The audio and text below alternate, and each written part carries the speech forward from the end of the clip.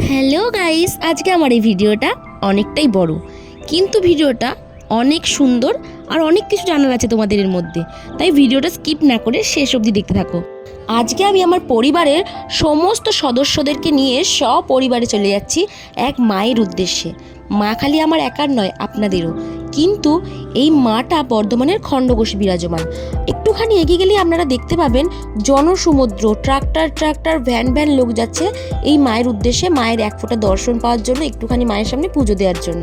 তো এখন আমি বর্ধমানের সদরঘাটের ব্রিজটা ক্রস করছি। খণ্ডঘোষের এই মা কালী মাঠে কালী নামে পরিচিত। আমি অনেকবার এই মায়ের পুজো দিয়ে এসেছি, কিন্তু আমার শ্বশুর শাশুড়ি এই প্রথমবার যাচ্ছেন। আমি একদমই টিভি সিরিয়াল দেখতে পছন্দ করি না, কিন্তু আমার শাশুড়ি বাংলা টেলিভিশনের বিশাল বড় একটা ভক্ত, বিশাল বড় একটা ফ্যান। তো স্টার জলসা বা জি বাংলায় যে কোনো একটা চ্যানেলে মা তারার উদ্দেশ্যে একটা সিরিয়াল হতো মা তারাকে নিয়ে।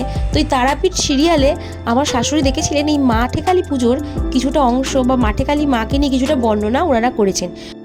তাই তারপর থেকে আমার শাশুড়ির একবার যাওয়ার ইচ্ছা ছিল। তো এবারে মা টেনেছেন বলেই মায়ের কাছে যাওয়া হচ্ছে।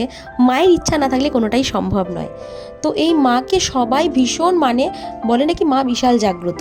তো রাস্তার দিকে যতটাই এগিয়ে চলেছি, রাস্তার দুই ধারের গাছগুলো এত সুন্দর একটা মনোরম দৃশ্য সৃষ্টি করেছে, চোখ আমাদের ওদিকে আকর্ষণ করছেই, আমরা চোখ সরাতে পারছি না। তোমাদের সাথে গল্প করতে করতে আমার মনে হচ্ছে আমি মায়ের খুব কাছেই চলে এসেছি। তাই তাড়াতাড়ি কোনো একটা মিষ্টির দোকানের সামনে দাঁড়িয়ে আমার একটু প্রসাদ নিয়ে নিতে হবে।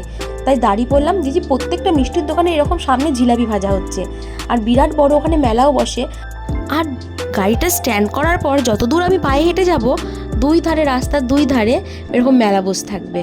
আর মাঠে কালীর নামটা শুনেই আপনারা বুঝতে পারছেন কালী পুজোটা মাঠের মধ্যেখানে হয়, মানে জমির মাঝখানে।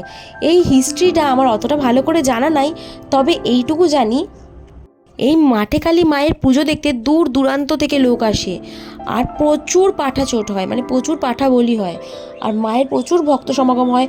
আমি বড় বড় এমএলএ এবং ডিএমকেও দেখেছি বডিগার্ড নিয়ে বেরিয়ে আসতে এখান থেকে। মানে মায়ের কাছে সবাই সাধারণ, তবু এখন ভিআইপি গেট করেছে। আগে যখন আমি বাবার সাথে এসেছিলাম সেরকম আমি কিছু দেখিনি, দেখছিলাম সব জায়গাতেই সব মানুষই একটা জায়গা দিয়েই ঢুকছে। হ্যাঁ, যারা ভিআইপি পারছেন তাদের সাথে বডিগার্ড আছে বলে তারা একটু তাড়াতাড়ি ঢুকতে পারছে। আর এই দেখতে পাচ্ছেন এই যত মাঠের ধারে গাড়িগুলো রাখা আছে, ট্রাক্টর, চার চাকা, বাইক, যা যা আপনারা দেখতে পাচ্ছেন, ভ্যান, সেগুলো সব কিন্তু মায়ের ভক্ত, সবাই মায়ের পুজো দিতেই এসছে। এটা তো শুধুমাত্র আমি আপনাদেরকে একটা জমির দৃশ্য দেখালাম।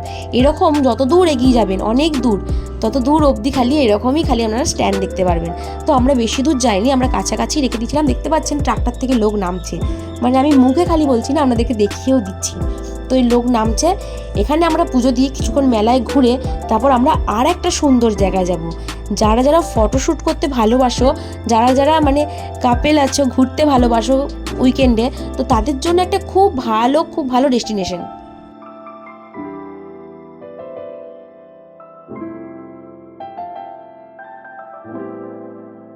আমার বাড়ি থেকে এই জায়গাটায় আসতে প্রায় সময় লেগে গেল আমাদের 40 মিনিটের মতো। তাই ছেলেটা একটু ক্লান্ত হয়ে গেছে, ওর বাবার কোলে একদম শুয়ে আছে। কিন্তু জানি এই মায়ের একটু মহিমা আছে, একটু পরই আমার ছেলে ঠিক চাঙ্গা হয়ে যাবে। তাছাড়া ওই জনসমুদ্রের ঢেউয়ে ঢেউয়ে যখন আপনারা একটু করে এগিয়ে যাবেন, দেখতে পাবেন ছোট ছোট একদম 2 মাস 3 মাসের বাচ্চা নিয়ে কেউ এসছে তাদের মানত পূরণ করতে। কেউ একদম 80-90 বছরের বুড়ি হাঁটতে পারছে না, হাতে লাঠি নিয়ে এগিয়ে যাচ্ছে। মনের জোর আর মায়ের কৃপা, তাছাড়া এটা সম্ভব না। এত ভিড়, এক পা এগোনো মুশকিল হয়ে যাচ্ছিল। তাই আমরা ওখান থেকে মাঠের দিকে নেমে গেলাম। যে রাস্তা দিয়ে মানুষ যাচ্ছে সেই রাস্তা দিয়ে না, যে মাঠ দিয়ে দেখছিলাম কিছু অল্প মানুষ যাচ্ছে, সেই দিক দিয়ে আমরা নেমে সেই দিক দিয়ে মায়ের কাছে পৌঁছানোর চেষ্টা করছিলাম। দেখতে পাচ্ছেন ওই দূরে রাস্তা দিয়ে কত মানুষের জনসমুদ্র, যেন ঢেউ। আর এই দিক দিয়ে কিছু অল্প মানুষ যাচ্ছে, সেই দিক দিয়ে আমরা যাচ্ছি। মাঠের আলদি দিয়ে যাচ্ছি, আর দুই ধারে যে ধান গাছ, আলু গাছ আছে, দেখতে যেন ভীষণ ভালো লাগছে।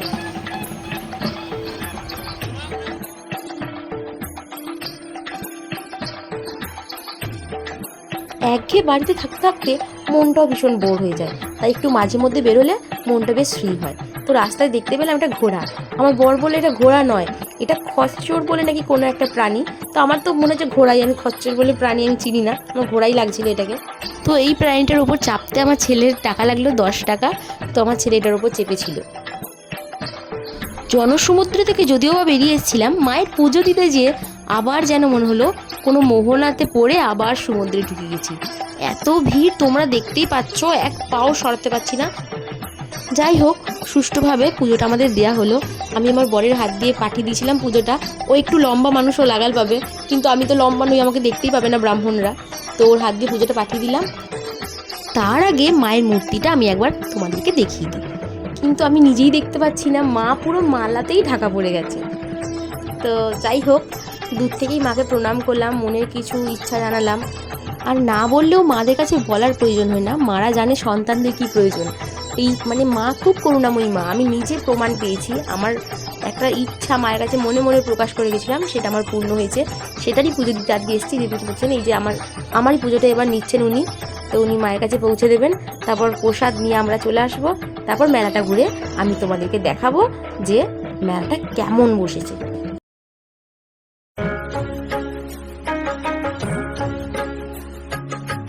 মেলা মানেই আমরা সবাই জানি যে মিলন উৎসব। তো এই মেলাতে এলেই এত লোকের যে জনসমুদ্র হয়, আপনার একটা পরিচিত মানুষ আমি দেখতে পাবেনি। তো আমি এখানে আমার ছোটো মামিকে দেখতে পেয়েছিলাম। তো আমার ছোটো মামি, আমার শ্বশুর শাশুড়ি, আমার ছেলে সবাই মিলে একটু গল্প করলো, করে টোরে এখান দিয়ে আমরা বেরিয়ে গেলাম মাসির বাড়ির উদ্দেশ্যে। ওখানে আবার মাসি খাসির মাংস টাংস দিয়ে ঝোল করে রান্না করে রেখেছিল। তারপরে মিষ্টি অনেক কিছু খেয়ে দিয়ে বেরিয়ে আবার আমরা চলে গেছিলাম একটা রিসর্টে।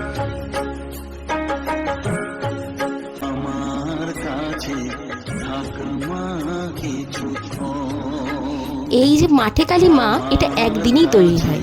যেদিন তৈরি হবে সেদিনই পুজো হবে, সেদিনই বিসর্জন হবে, আর সেই দিনই দধিকর্মা হবে। তো এই মাকে যখন তৈরি করে আনা হয়, এত মানুষ নাচাতে নাচাতে নিয়ে আসে মাকে, কিন্তু মায়ের গা থেকে একটা ফুল, একটা চুল কিচ্ছু খসে পড়ে না।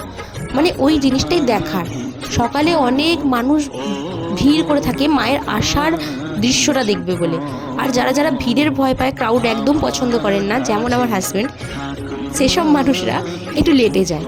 তো আমিও অনেকটা দেরিতেই গেছিলাম। এরপর গেলে আমার যাওয়ার ইচ্ছে যে আরও লেট করে, যাতে আমি ফাঁকা পাই, মায়ের সামনে গিয়ে যেন আমি পুজোটা দিতে পারি।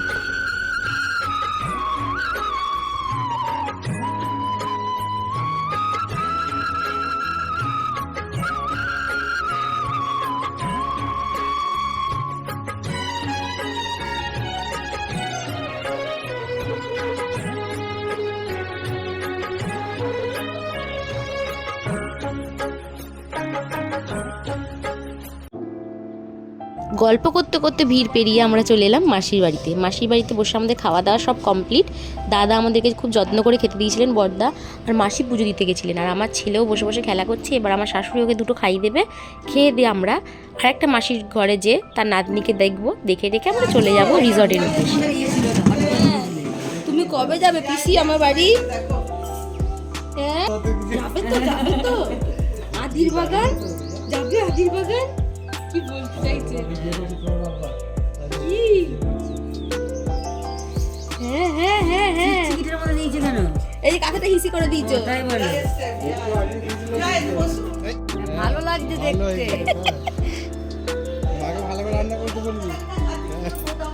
কার্তিকটা, হ্যাঁ মাসির এই একটা ঘর, এটা মুড়ি ভাজতো মাসি এই ঘরটাতে।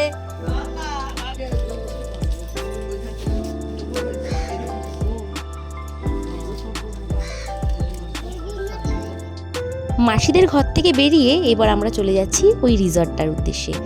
রিসর্টটার নাম হচ্ছে অরণ্য। এটা হচ্ছে দইচাঁদাতে। তো এটা খণ্ডঘোষ লাইনেই পড়ে দইচাঁদা জায়গাটার নাম। তো এবার আমরা চলে যাব আর আপনাদেরকে দেখাবো ভিতরের দৃশ্যটা।